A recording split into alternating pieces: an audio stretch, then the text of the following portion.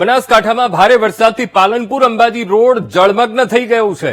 વીરપુર પાટિયા નજીક રોડ પર 3 ફૂટ સુધી પાણી ભરાયું છે। વરસાદી પાણીનો નિકાલ ન થતા વાહન ચાલકો હેરાન પરેશાન થયા છે। વીરપુર પાટિયા પાસે પાણી ભરાઈ જવાની વર્ષો જૂની આ સમસ્યા છે, ત્યારે હાઈવે ઓથોરિટીની બેદરકારીથી રોડ પર જળભરાવ થાય છે તેવા આક્ષેપો પણ થયા। તો વીરપુર પાટિયાના અમે આપને આ દ્રશ્યો બતાવી રહ્યા છીએ। પાલનપુર અંબાજી હાઈવે અને દર વર્ષે થોડોક એક વરસાદ પડે ત્યારે આ હાઈવે પર પાણી ભરાવાની સમસ્યા ઉભી થઈ જતી હોય છે। વીરપુર પાટિયાના અમે આપને ટીવી સ્ક્રીન ઉપર દ્રશ્યો બતાવી રહ્યા છીએ। દર વર્ષની આ સમસ્યા 3 ફૂટ સુધી પાણી ભરાતા વાહન ચાલકોને પરેશાની વેઠવાનો વારો આવ્યો છે। વાહન ચાલકો હેરાન પરેશાન થઈ રહ્યા છે અને સાથે સાથે એ ફરિયાદ પણ કરી રહ્યા છે કે આ પરિસ્થિતિમાંથી લોકો ક્યારે બહાર નીકળશે। લોકો હાઈવે ઓથોરિટીની બેદરકારીથી રોડ પર જળભરાવ થાય છે તેવા પણ આક્ષેપો લગાવી રહ્યા છે।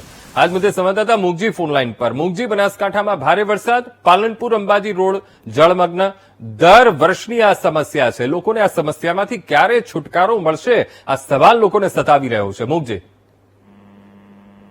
જેંગપુર પાલનપુર અંબાજી હાઈવે ફરી એકવાર પાણીમાં ગરકાવ થયો છે। દર ચોમાસે આ દ્રશ્યો જોવા મળે છે। દર ચોમાસે આ હાઈવે ઉપર ઘૂંટણસમાં પાણી ભરાય છે, પરંતુ તંત્ર દ્વારા કોઈ પાણી માટેનો નિકાલ કરવામાં નથી આવતો, જેના કારણે અનેક સ્થાનિક લોકો અને રાહદારીઓ વાહન ચાલકો મુશ્કેલી વેઠી રહ્યા છે।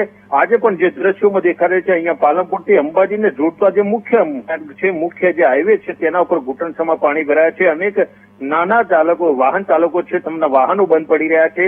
રાહદારીઓ ચાલી શકે તેવી પરિસ્થિતિ નથી। આગામી સમયમાં ભાદરવી પૂનમનો મહામેળો આવે છે અને ભાદરવી પૂનમના મહામેળાને લઈને અહીંથી હજારો યાત્રિકો પગપાળા અંબાજી જતા હોય છે, ત્યારે હજુ પણ આ માર્ગ પાણીમાં જોવા મળી રહ્યો છે। સતત આ હાઈવે ઉપર પાણી ભરેલું જોવા મળી રહ્યું છે, એટલે કે દર ચોમાસે આ પરિસ્થિતિ થાય છે, પરંતુ હાઈવે ઓથોરિટી દ્વારા કોઈ કામગીરી કરવામાં આવતી નથી। પાણી નિકાલ માટેની કોઈ વ્યવસ્થા કરવામાં આવતી નથી અને જેના કારણે અત્યારે આ હાઈવે ઉપર ઘૂંટણસમાં પાણી ભરાયેલા છે, જેમાં અનેક વાહનો અત્યારે અટવાયા છે, અનેક રાહદારીઓ અટવાયા છે।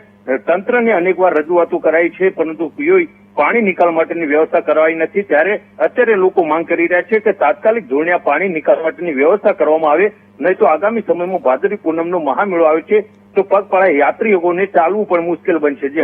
જી બિલકુલ મુગજી, સમગ્ર માહિતી સાથે જોડાવા બદલ આપનો આભાર।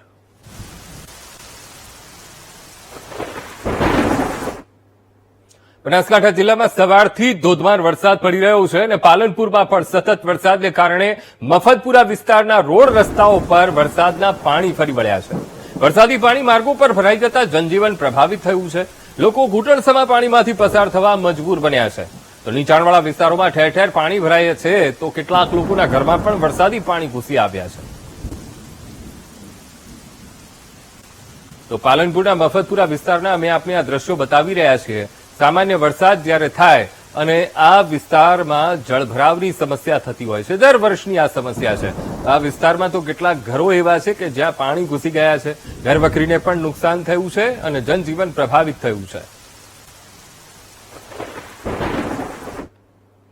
3 ઇંચ વરસાદથી ડીસા તાલુકામાં જળબંબાકારની સ્થિતિ બની છે।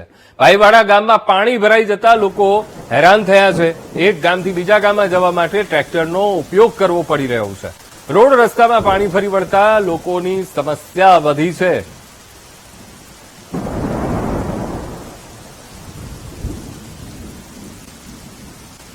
બનાસકાંઠા જિલ્લામાં જે પ્રમાણે સવારથી જ વરસાદી માહોલ જામ્યો છે, તેના કારણે અનેક સમસ્યાઓ સર્જાઈ રહી છે।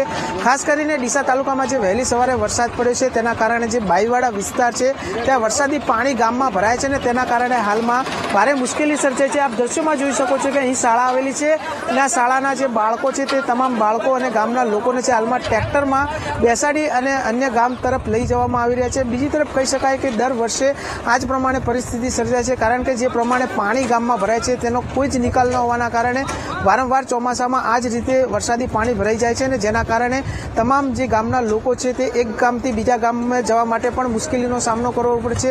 ત્યારે ચોક્કસથી કહી શકાય કે જે પ્રમાણે આજે વહેલી સવારથી ડીસા સહિત આજુબાજુના વિસ્તારમાં જે વરસાદ પડ્યો હતો તેના કારણે જે બાઈવાડા વિસ્તારમાં જે વરસાદી પાણી ભરાયું છે તેના કારણે શાળામાં પણ બાળકો મુશ્કેલીમાં મુકાયા છે। ત્યારે ગામ લોકોની માંગ છે કે તાત્કાલિક ધોરણે આ જે પાણી દર વર્ષે ભરાય છે તેનો કાયમી નિકાલ કરવામાં આવે। Rohit Thakor, VTV news, Banaskantha.